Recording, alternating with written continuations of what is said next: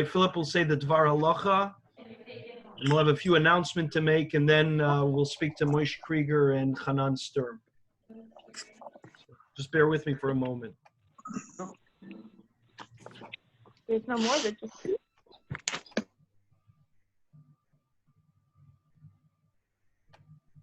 Rabbi Lowy? Yes. Okay, go ahead with Tehillim. Which Tehillim you want to say? You don't have it on? Posted I don't. Yeah, whichever Eisvenik. I haven't had it set up here. Thank you. We'll say the one everyone knows. Kuflamet. Shir Amalois. Imam Hakim Gersicha Adonai.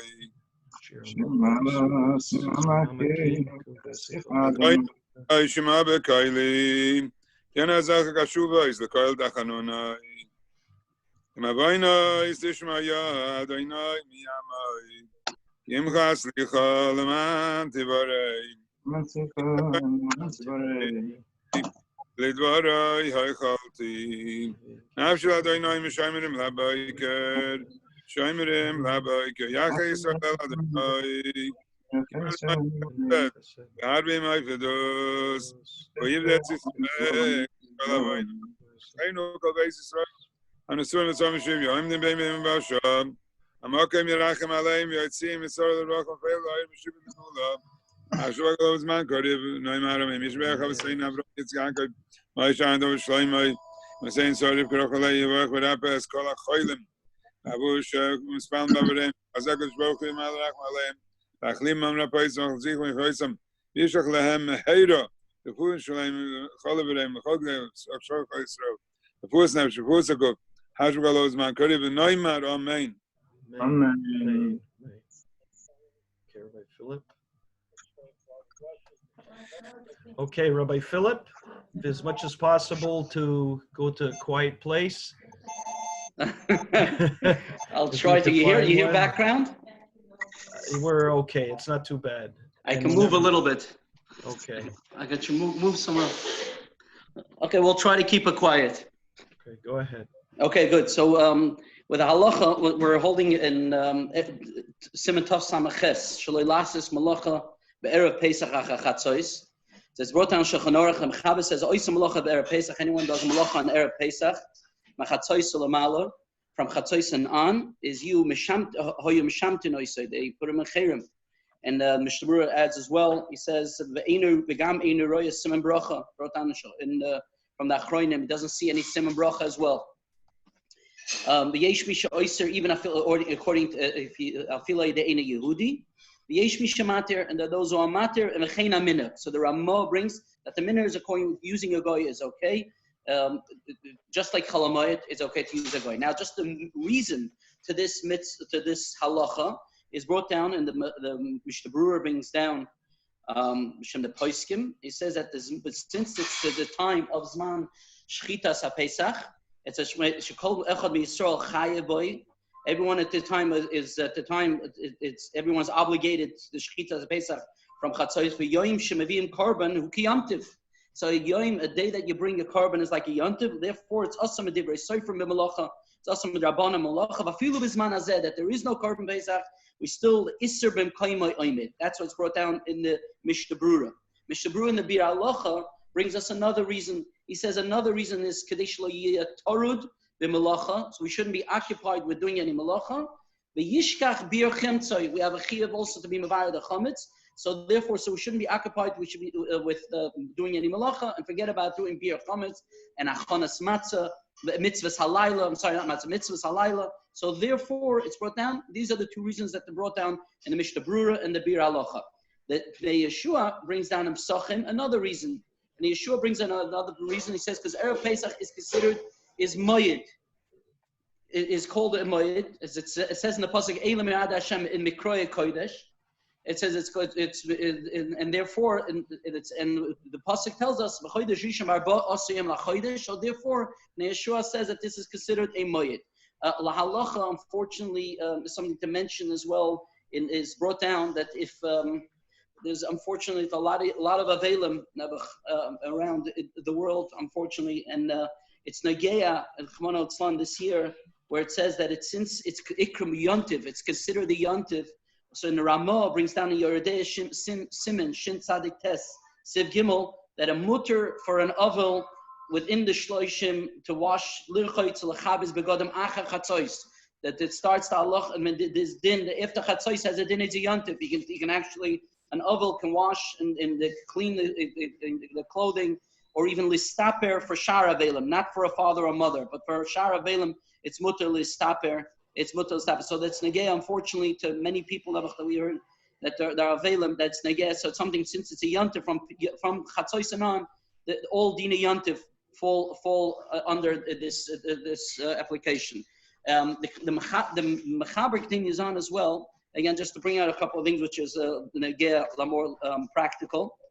Again, we said al-yidei ein Yehudi, it's okay, but regarding taking a haircut, so again, really any malacha, it says the next halacha is brought down, any malacha is not allowed after chatzos. So that means to say even taking a haircut, it would be usher. But again, we said al-yidei ein Yehudi, again through using a goy, acha chatzos is the scheme, the poskim hold that you're to be makel. And a year like today, and it says in another halacha is, by the way, you can go even to a yid, because it says in the next, and Mechaber says that la halacha, it says that if someone does it kedei listaker, again, although he doesn't see siyum bracha, but in the case says the Mishabura, where he's a poyel and he's an ani and he needs ein loy mayoichel, he needs the food kedei lasis yantiv, that is okay. So it's mutter to go to even to a yid who needs a worker who needs a parnasa for yantiv.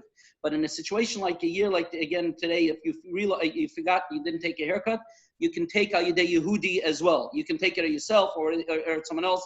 It's permissible in a year like to go ahead and take a haircut today as well. And we said that a malacha listaker is usher. However, as we mentioned, that a poil that doesn't have what to eat is allowed to. And as well, to go, that means to say under this category of a malacha would be even cleaners. I mean, going to the clean. I mean, giving your clothing to the cleaners is a malacha. And so therefore, if you turn on your dish and your laundry before chatzos and it runs in past chatzos, that's okay. Or even going, it's brought down. The Shabru says if you realize you didn't wash your clothing or you need to send it to the cleaners, you could go to a goy. L'keveses akam is mutter b'chol gavni. You're allowed to go to a goy and to give to a cleaner, even if and give it to him after chatzos. Not a problem at all. That's mutter lasas. That is okay to go ahead and do. And like I said, anything which is not a malacha. Not only that, and it says although sewing a new garment would be usher, but the Mishnah Berurah brings down halacha that it says that in Sif Zion, that if, let's say, you need to fix a button or something like that, that would be permissible. Anything which needs tikkun, l'kavod yantiv, is okay. So I mean, so like I said, even if you see that your pants needs to be fixed, or there's a tear, or a button needs to be sewed, that's okay. A new suit would not be that would fall under the category. But any like I said, any tailor just preparations, not preparation, anything that you need fixing, that is okay. So that's the halacha for today. But just to mention that the halacha, if someone needs to iron, is also permissible. If someone needs to iron something, is permissible. That is okay, because that doesn't fall under malacha. That's brought down from the Stipler and Shem Chazanish. Also, they held that it's okay. So again, any malacha, whatever you can do before, you can do before. But if you can't, again, like we said, anything tikkun, the kavod yantiv, is permissible. Ad kan, the halacha of today. Yashikoyach. Thank you. Thank you so much, Rabbi Philip. Before we get to Chanan and to Moshe Krygier, I just have to share with you some unfortunate news. Rabbi David Aber is sending shiva for his father. His father, on Yom Tovim, had frequented our Beis Medrash. We remember what his looked like, bent over a Gemara and learning the daf.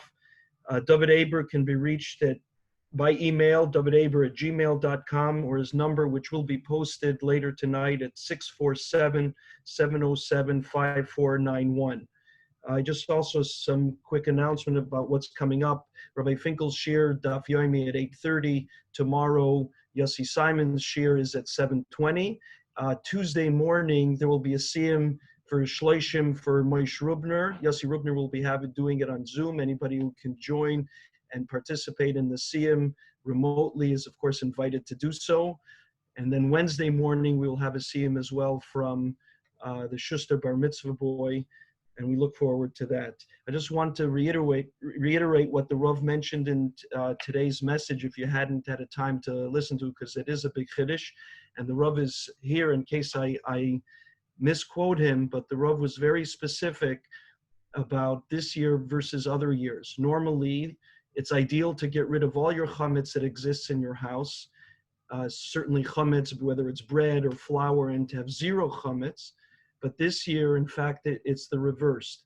Because it comes out Thursday night when Pesach's going to be over, the stores are going to be crowded with people trying to buy cereal and bread and challahs, and to avoid that, it's okay to go out and buy chametz now and put it in your freezer and have it for after Yontif.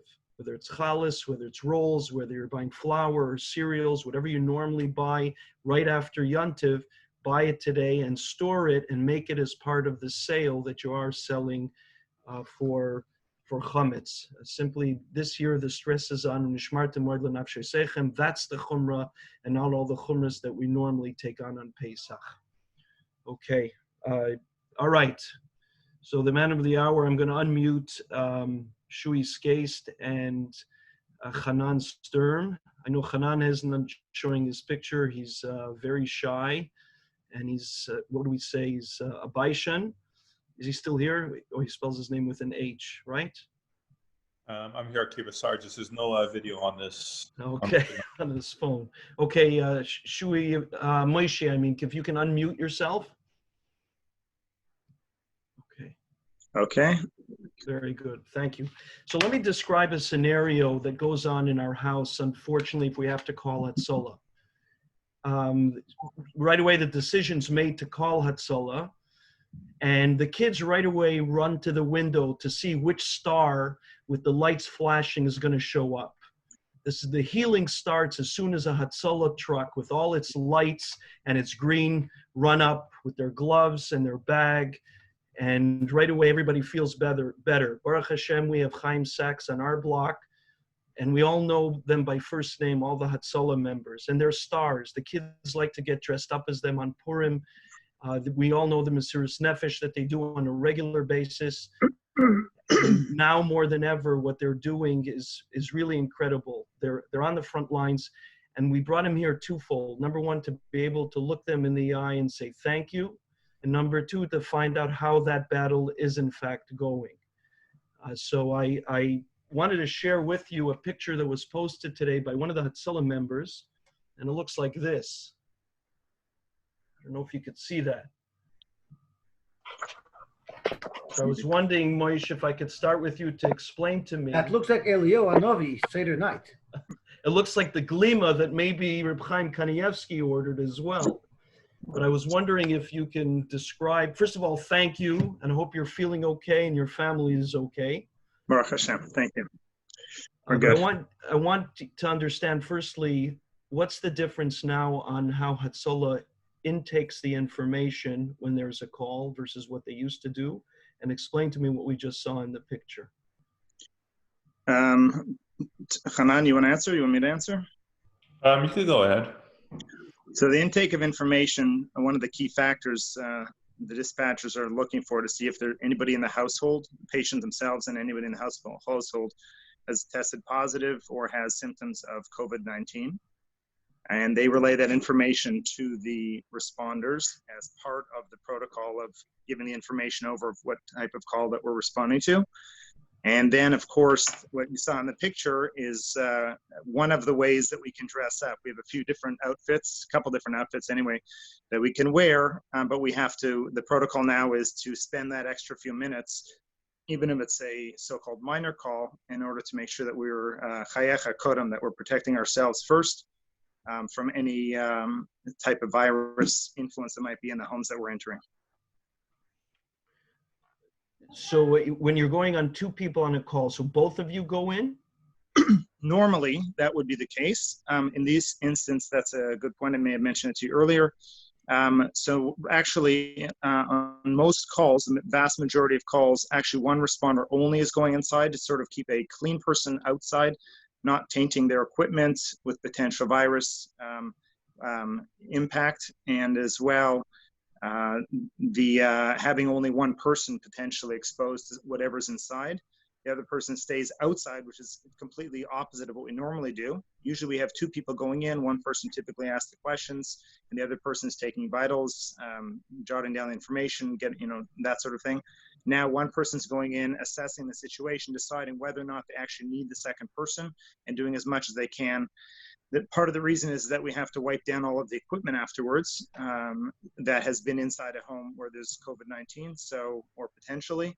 So to avoid having to do that with two sets of equipment and exposing two sets of people. So that is a complete different change in protocol. Chanan, I from what I understand, you've been on more calls for COVID-19. What is the one symptom that you see in the patient? So it's not that there's really one specific symptom, but one of the main signs and symptoms that we're looking for is definitely fever, generally not feeling well in terms of a patient being lethargic, and shortness of breath. Those are the big ones. The things that Moshe was talking about in the screening process is we screen for something called FRI. What FRI stands for is fever, respiratory, and infection or illness.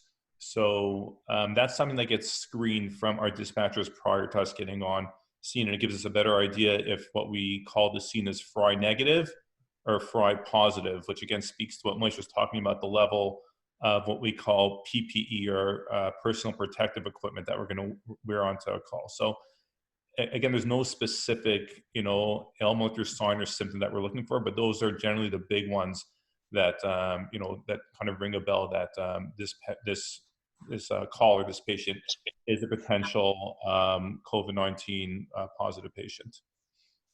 Normally, when something happens and there's a trauma in the house, we all have basic first aid as to what somebody should do if there's bleeding, to stop the bleeding. Is there something, chas v'sholom, that the family can do to support the patient if he's going through difficulty breathing or showing one of the signs that you mentioned? We always say that it's always best to call us. If you have any question in your mind, Shabbos or not Shabbos, Yontif or not Yontif, you really shouldn't think twice. If you feel that there's anything going on, we're taking the proper steps that we can to protect ourselves. But if you feel that you've reached that point that you might need our help, you should definitely be calling us. In terms of helping when you're short of breath, there's really nothing that you could do. Other things, fever, you're able to treat the fever at home by yourself. That's like 100 people on. That you're very capable of doing, and something that you could do by yourself. And the other one for the infection or the illness, it depends what's coming across. But if you have any of these three things, you should definitely be consulting with your doctor as well, and see what they're able to do remotely if they're not seeing patients at this point in time. More, yeah. Yossi, if you have any questions, I wanted to know if you're in touch with the Hatzalahs from Mother City and how they're holding up and what is their rate of catching the infection. So it happens to be thanks to our medical director, Dr. Ari Greenwald.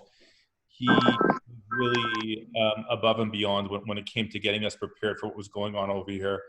It's actually interesting that the protocols that we implemented going back almost a month ago right now, we were already going on calls about a month ago where we were coming in, as we mentioned, full PPE, which means gowns, masks, gloves on every call.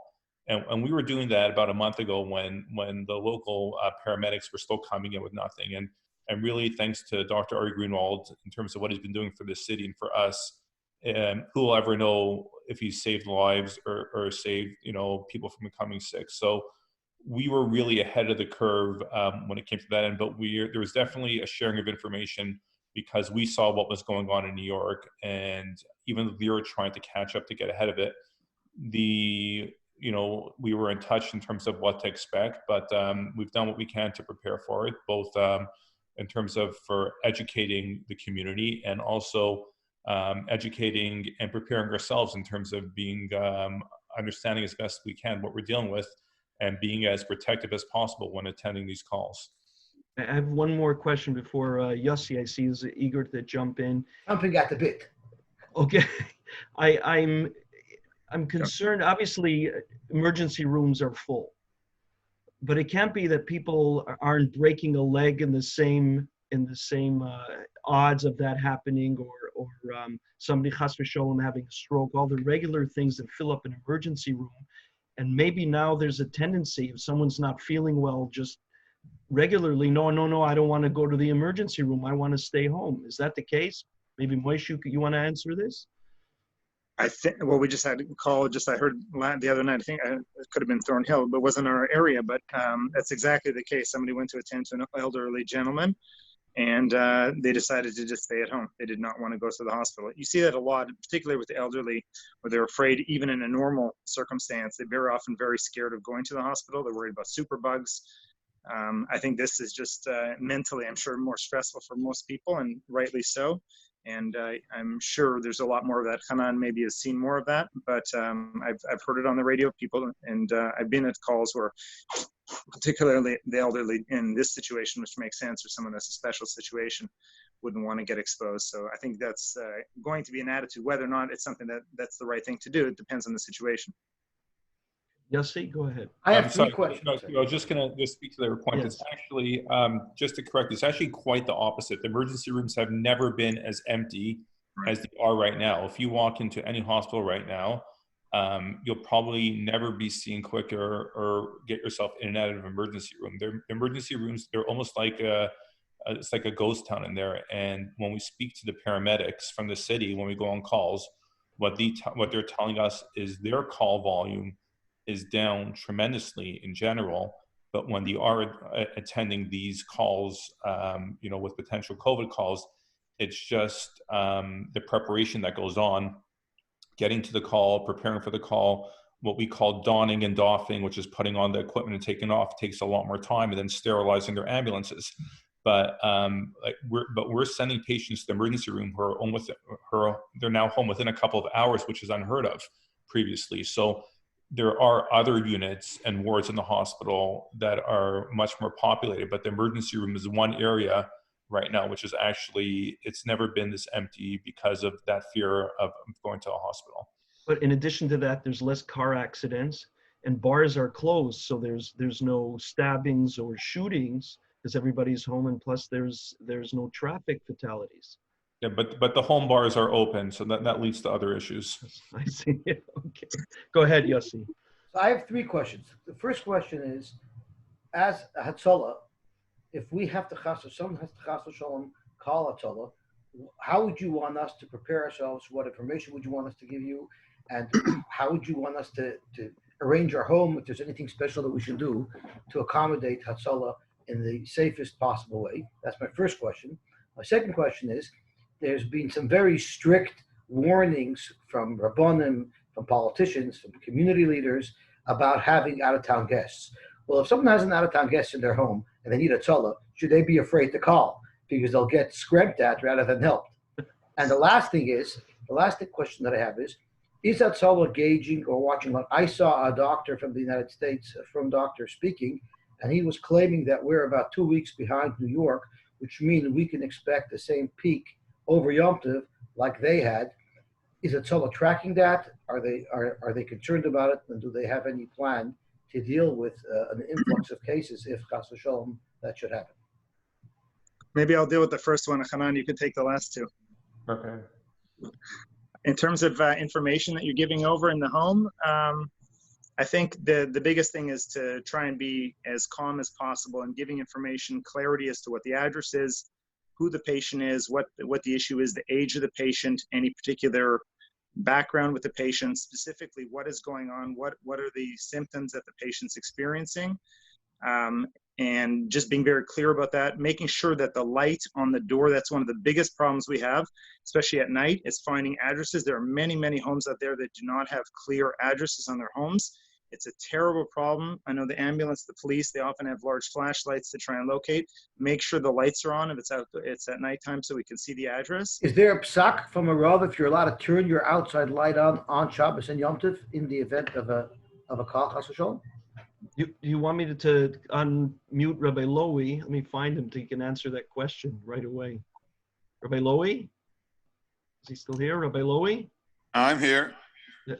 What's the answer to that question? Can one turn on the light on Shabbos? If you're waiting for Hatzalah, yeah, you put it on kalachiyat. You put it on with the back of your hand. But it's mamish pikuach nefesh. You should do it. Sure. Anything you can do, even to save 1 second, is you're allowed to do. And here it's dealing with pikuach nefesh. So I mean, if you could do it with kalachiyat, good. If not, you could do it regular also.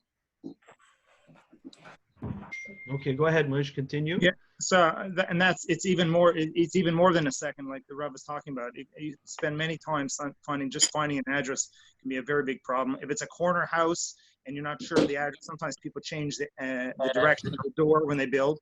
They have to make that very clear. So finding the locations is got to be number 1. 2, after clarifying what type of symptoms the patient has, and then in the home, making sure there are no obstacles in terms of getting into the home. There's bags all over, kids' toys, whatever. Clear that stuff out of the way. Make it as easy, as accessible as possible to be able to run in. Once we've donned our equipment, we're running in as quickly as we can to enter the home and deal with the situation. So that would be the main 3 things I would say is identifying and being clear about what the patient is going through, making sure the address is clear and that the house is visible, and making sure that there's accessibility in the home. Those are the 3 things I would say to answer number 1. Thank you. And if possible, if the patient can be moved, let's say, to the front porch, would that help? It depends on the situation. Some patients are not capable of being moved if they're immobile for some reason. If they can come to the front and be outside, sure, of course, it's easier, more accessible, rather than climbing through the house to the back bedroom. But that all depends on the type of patient it is. Thank you. And now on to the other 2 questions. A, if someone has people in their home who shouldn't be there, should they be afraid to call Hatzaloh? So Yossi, I'll tell you, a lot of times we're asked by, when there's new paramedics and they're not really understanding our service, they ask if we respond to, people who aren't part of the Jewish community. And what we tell them is when they call the HATZALAH hotline, the first question we ask is what's your emergency? We don't ask, are you Jewish? So similar, we don't ask, are you here from Lakewood, or are you here from New York? Are you here from Borough Park? We're going to ask the same questions, and you're going to get the exact same excellent level of care, no matter what your postal code, or for that matter, zip code is. So I don't think you have to worry about that for a second. We're not looking at the license plates in your driveway. Like I said, you're going to receive excellent and professional care, no matter what you come from, who you are, whether you're from the community, whether you're someone working in the house. That never ever has any bearing on a call.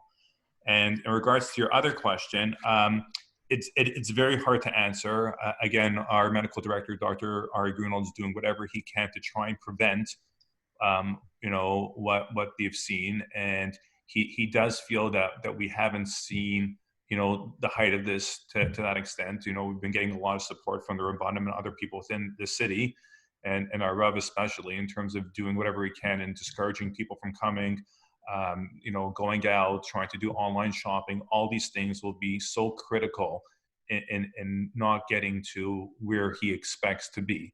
So it's hard to answer that. I could tell you our call volume is definitely up more than 100% than it usually is.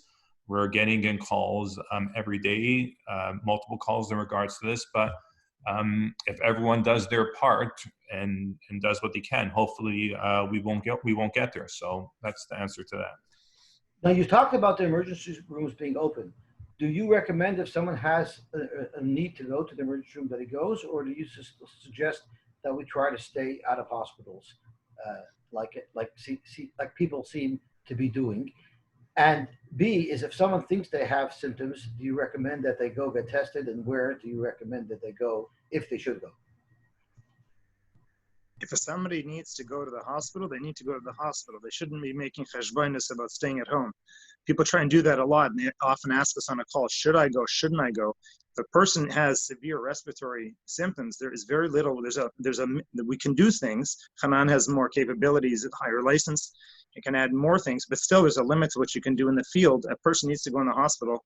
They need to be on a ventilator. If they have issues of that, if they want to get x-rays if they have pneumonia, they have to go to the hospital. They should not be staying at home. Which hospital should people in our neighborhood go to if they have to go by themselves to an emergency room? I think that's not a question we can really answer here. It kind of also depends what you require. There are certain hospitals that you want to be going to depending on what the medical condition is. For example, there's trauma centers, there's stroke centers, there's cardiac centers. So depending on what, what the situation is, a lot of times we would maybe try and, work with the ambulance crew to make sure that they get to a specific hospital. Okay, we have about 3 minutes left. And I'd like the Rav, of course, to give a bracha to the members of the HATZALAH. But does anybody have any other questions? I mean, I have one question I see that was typed in, was specifically about Humber. Somehow Humber is getting a very bad reputation, unlike actually similar to what Branson had back in the day. I'm sure that's going to draw a smile from some people who remembered Branson. But as Chanan just said, Humber is not a bad hospital, is it? I won't comment if it's a bad or a good hospital. I know people have gotten excellent care there, but similar to every hospital, right? You could have excellent care and sometimes not excellent care. But I know plenty of people have had very good experiences both in the emergency room and in other departments of Humber. Okay. Is HATZALAH recommending if we see people who have guests from out of town, should we get involved, or is it none of our business? I don't think that's HATZALAH's business. Yeah, I think Yossi, we very much wanted to keep this on the medical plane, if you will, and leave the political discussions for after Kiddush. Does anybody else have specific Yeah, I have a questions? question. Yeah, go ahead, David. First of all, I wanted to, I've told Chanan many times, but my mother, although when she was alive, was a frequent flyer with HATZALAH. So I just want to publicly thank HATZALAH, you, Chanan. I don't know who else were on a lot of those calls. Maybe it was Moshe or Shui, but Everybody thank you so much. Yeah, thank you so much.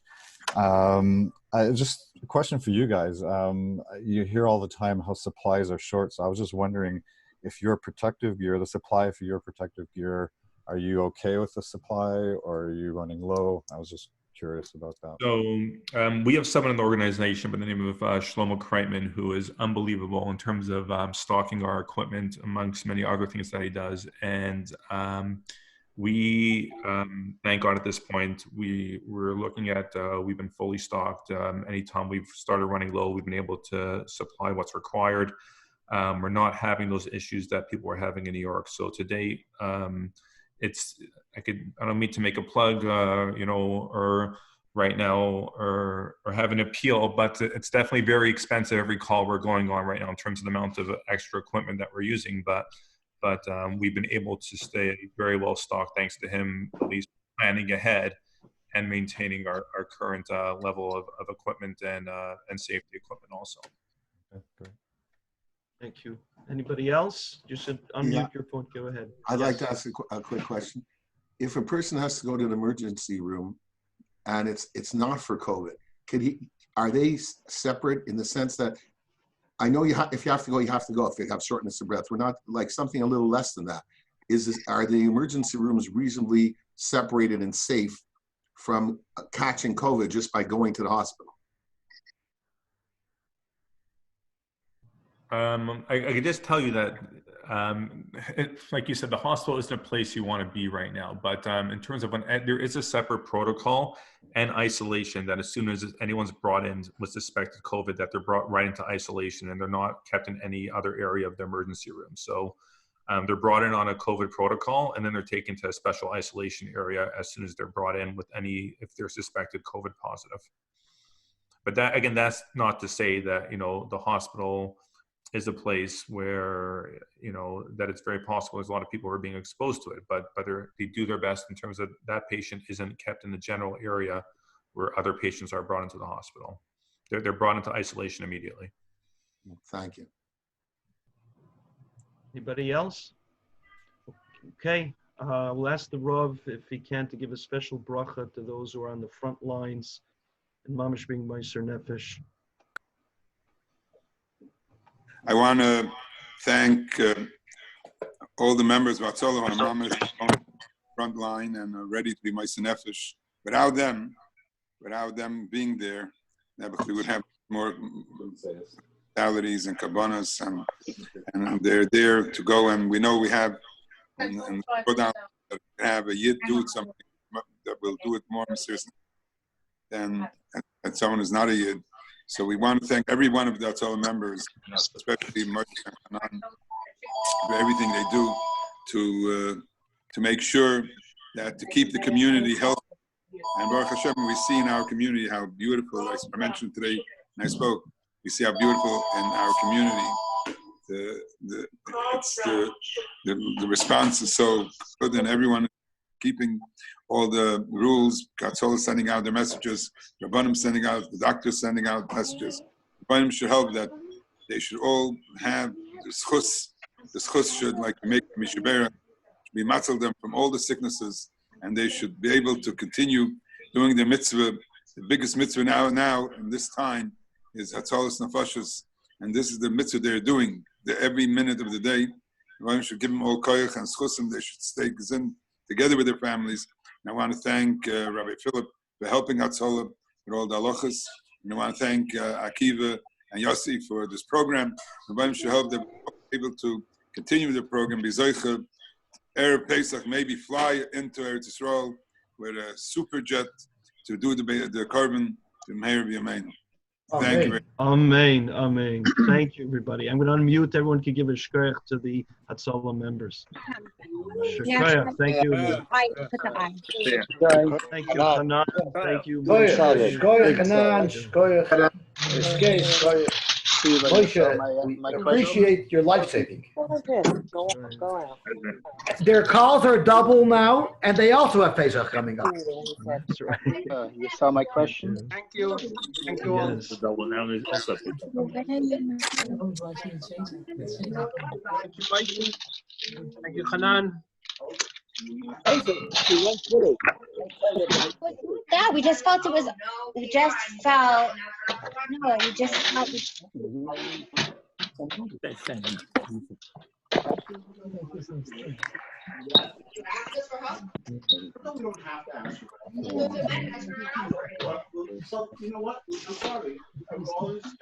Kiva, we're going straight to the shir from here? No, we have to have a l'chaim first. And I need to figure out where Isaac is.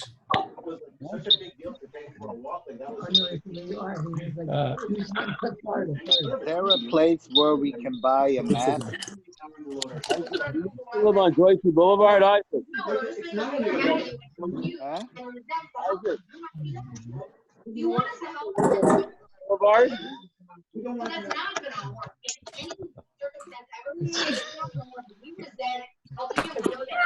Does anyone know a place where we can buy a mask? Sabers was selling packages of masks. Who? Sabers, Cap was selling packages of masks.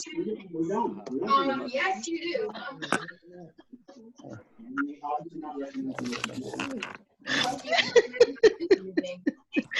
do. Me. Where are you? You're by the Christ, in front of the Chrysler a minute.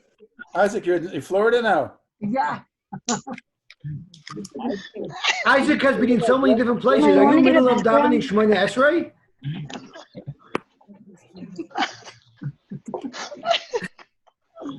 Right. That's Risa. Sheila. I'm laughing. Are they laughing or crying? Goodbye, everybody. Oh, nice to see you all. Mazel tov, David, on Yermi's bar mitzvah. Thank you very much. Do it, Molotov, lots of nachas. Today. Thank you.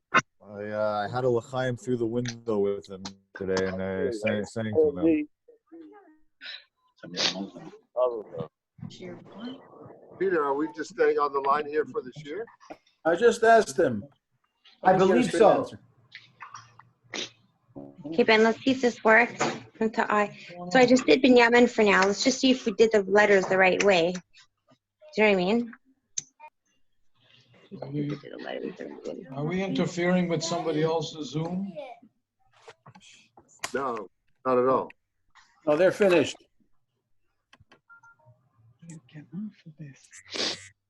Say goodnight to everybody.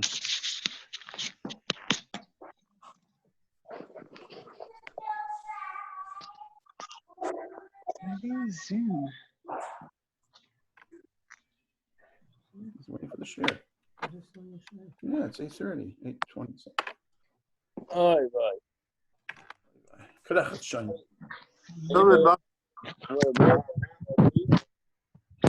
Mazel tov.